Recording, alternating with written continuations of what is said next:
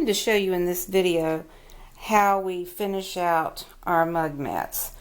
The majority of our mug mats are finished this way. We do have a few that are done a little differently, but this particular one, this is our standard. And this is what, when you get finished with all the embroidery, this is what you'll have. You'll have your motif stitch that was what I sometimes call our faux top stitch that has gone around the design. This particular mat is a vertical. Most of our mats are horizontal, but this one is a vertical. And so you'll take your mat, your hoop off, and you'll place the back side of your fabric. I've got black thread all over for some reason. Wrong side up, right side down. This is a broadcloth, so I have interfaced it. If you're using a heavier piece of fabric, you don't need to interface it. But you will just lay that down so that it's over the entire design. And I'll say in the instructions to leave for the opening, leave the excess fabric at the opening, which is typically at the bottom of the hoop. Even whether it's a horizontal or a vertical mat, the opening is typically at the bottom of the hoop.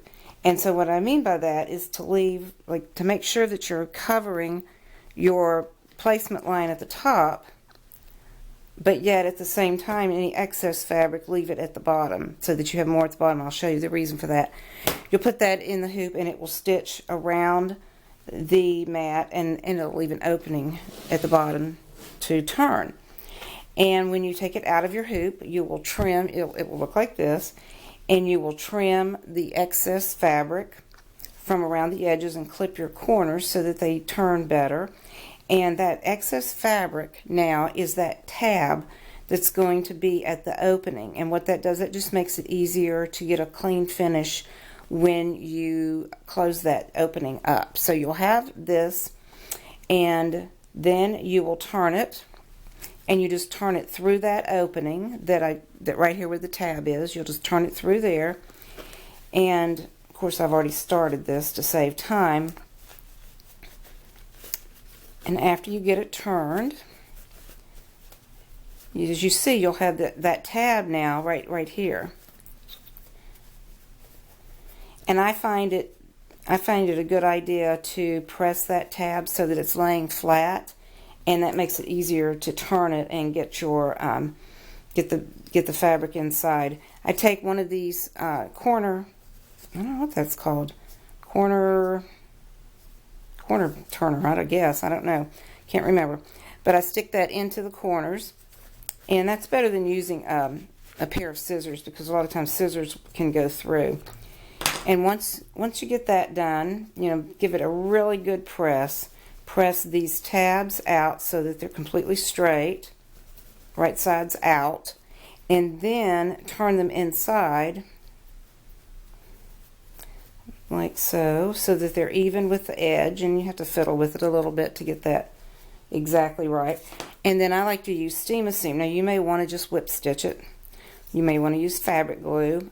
I prefer the steam-a-seam, and it takes like about 2.5 inches of the steam-a-seam.